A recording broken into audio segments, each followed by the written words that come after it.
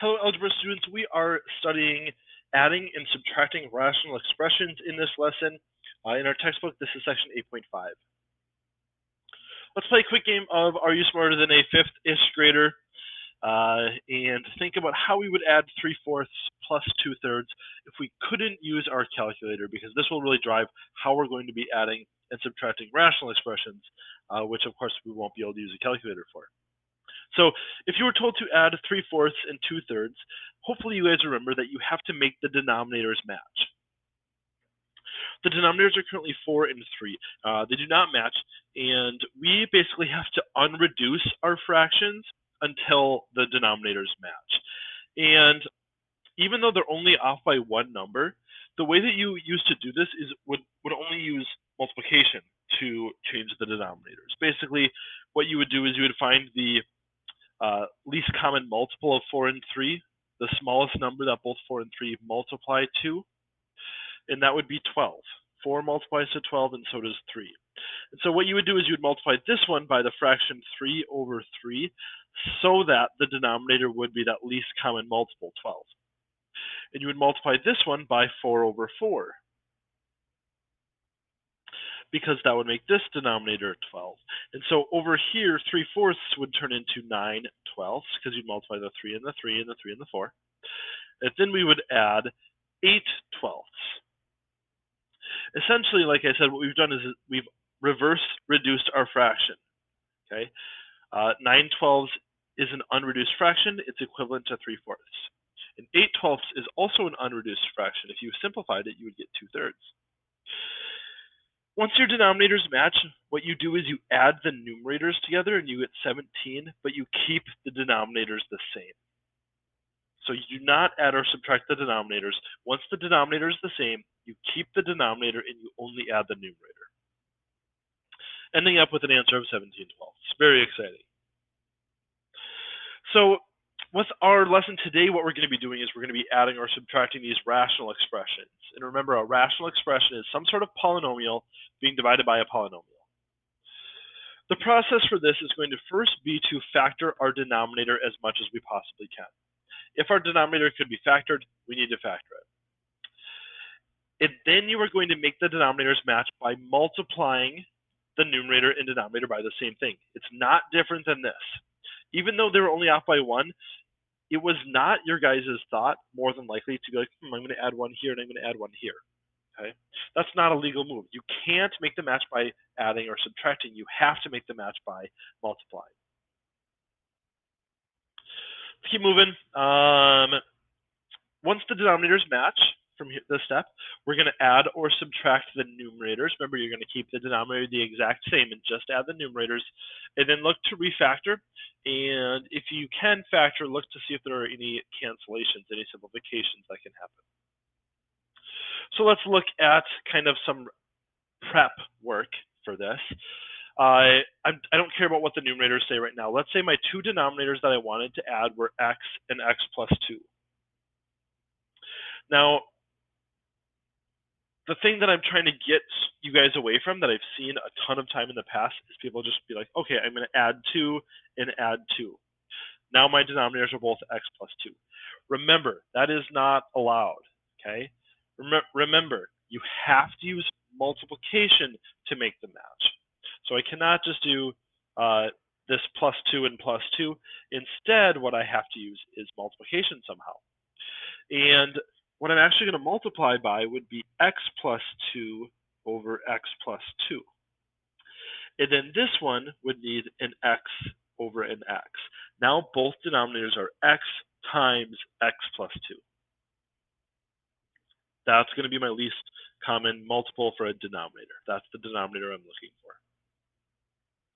What if these two things were in your denominators? One of them was 2x and one of them was x squared. Well, this one's got a 2 in it and this one doesn't. So I'm going to multiply by 2 over 2 here. And then now I'm really close, actually. 2x and 2x squared. This one just needs an additional x to be multiplied in the numerator and denominator. And now both of my denominators are 2x squared. Let's do one more of these.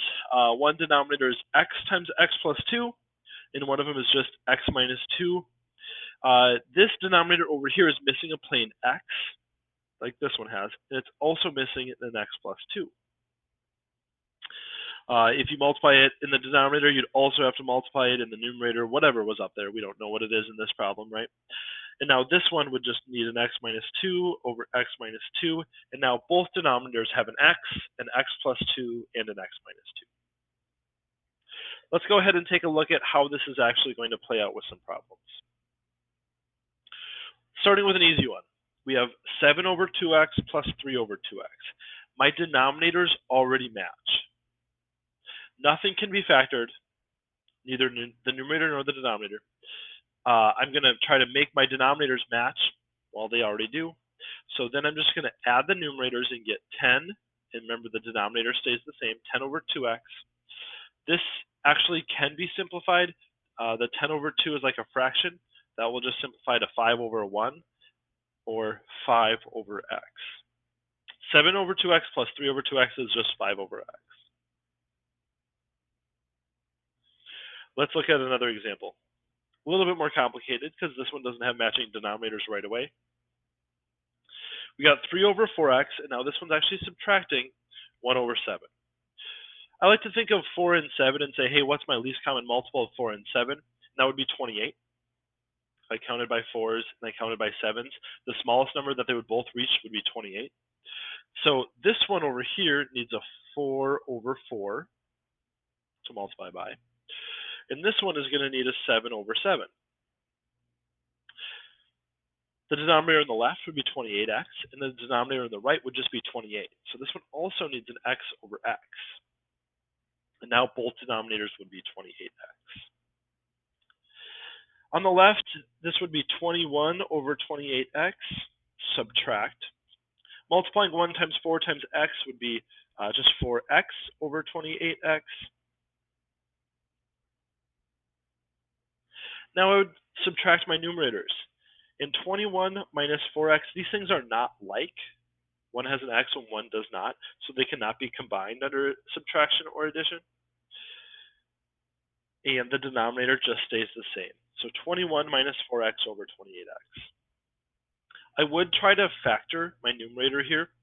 It doesn't have anything like in it. 21 and 4 don't. And so I can't simplify anything. Remember, there is implied parentheses around the numerator here, so I can't go in and cancel out just the x's or something. This is just the answer right here. 21 minus 4x over 28x.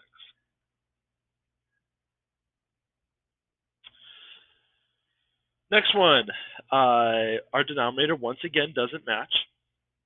The common denominator that I'm going to be looking for would be 10x squared. This one is going to need a 5 over 5 to get there.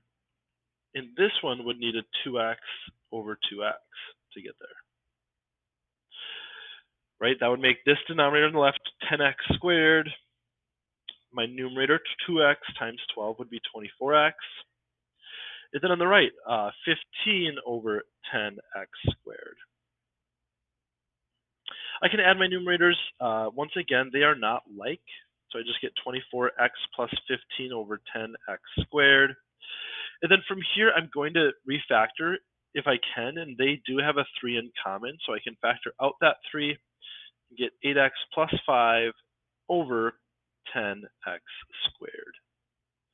If 3 over 10 was a fraction that was simplifiable, I would simplify it, but it isn't, and so I can't do anything with that. And this is just going to be my final answer. Let's keep it moving. Next one. So our first step is going to be to try to factor the numerator and denominator as much as we can. The denominator here, we can definitely factor out something that they have in common. They have a 3x in common, and if we factor out that 3x, we'd be left with a 3x minus 4 in parentheses.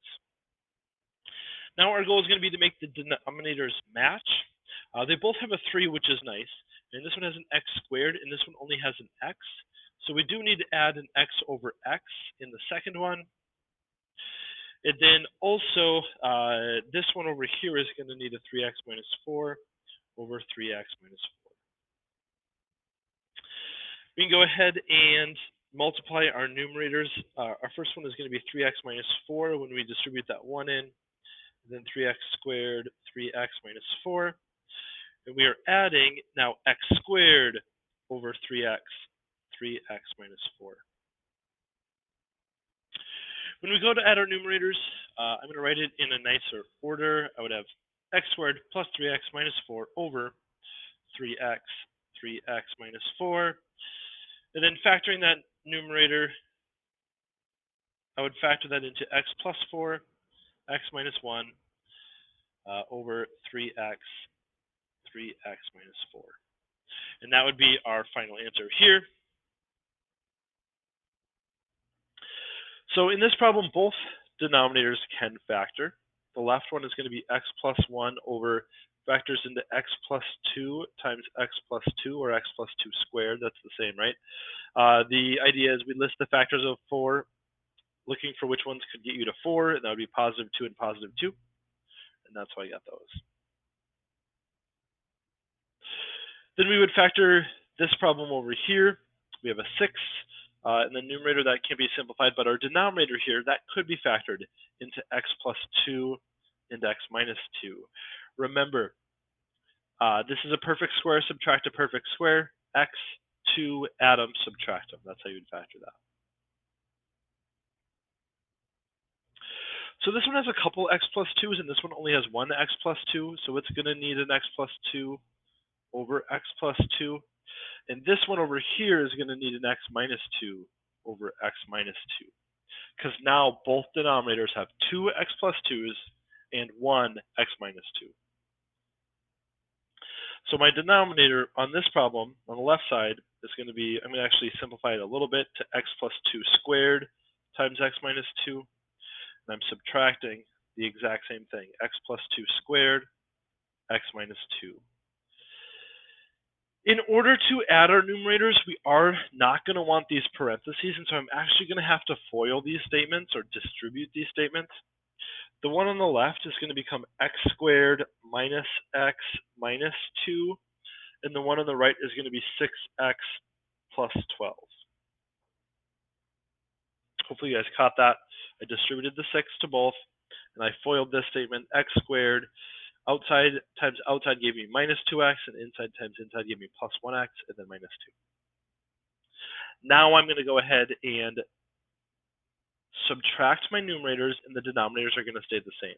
So my denominator is still going to be x plus 2 squared x minus 2. But my numerator, I'm going to subtract this. So I'm still going to have the x squared, but I'm subtracting a 6x. So negative x minus 6x is going to be negative 7x. And then negative 2 minus 12 would make negative 14. Now I'm going to try to factor this statement, the numerator. And the factors of 14 would just be 1 and 14 and 2 and 7. And none of these factors can get you to the middle term of negative 7. And so this is just my final answer. If something did factor, I would look to cancel it, but like I said, it didn't factor, so that's just my answer. In our last problem for the first part of this lecture, great opportunity for you guys to pause it here and see how you do. I'm going to start by factoring my denominators, and this denominator can be factored. So my numerator is still x plus 2, but my denominator, I can factor out a 2. I'm going to be subtracting again, negative 2x minus 1. My denominator here can also factor, and this will factor into x minus 1 and x minus 3. Now I have to look to make my denominators the same, and I can tell right away. So remember, there's implied parentheses around there. It needs a 2 because this one's got a 2. So I'm going to multiply by 2 over 2 on the right. And then the one on the left is going to need an x minus 3 over x minus 3. And now both denominators are 2 x minus 1 and x minus 3. 2 x minus 1, x minus 3. Remember, you can rearrange that in the order that you would like. So in order to add or subtract my numerators, they are not going to be able to be in parentheses like this. So I'm going to have to FOIL, distribute, all that fun stuff. Distributing the 2 in gives me negative 4x minus 2. And FOILing this statement would give me x squared. Minus 3x and a plus 2x give me minus x minus 6. Now is the part where we are going to leave our denominators the same, 2x minus 1, x minus 3, but combine the numerators. I'm going to be really careful because it's subtraction. X squared doesn't have anything to combine it with. Here I have a negative x minus a negative 4x. Negative x minus negative 4x turns into negative x plus 4x, or plus 3x. And then negative 6 minus negative 2 would be minus 4. I would look to factor my numerator, and it does actually factor in this problem. It would factor into x plus 4, x minus 1, because positive 4 and negative 1 multiply to this and add to 3. My denominator is still going to be 2x minus 1, x minus 3, but we do get the payoff of a simplification or a cancellation. My numerator is still going to have x plus 4. I could put parentheses around it, but it doesn't need it, times 2x minus 3, final answer. So this is part A for section 8.4. I'm going to put up a part B as well, which is going to be different examples than this type of question. If you guys have any questions, please do let me know.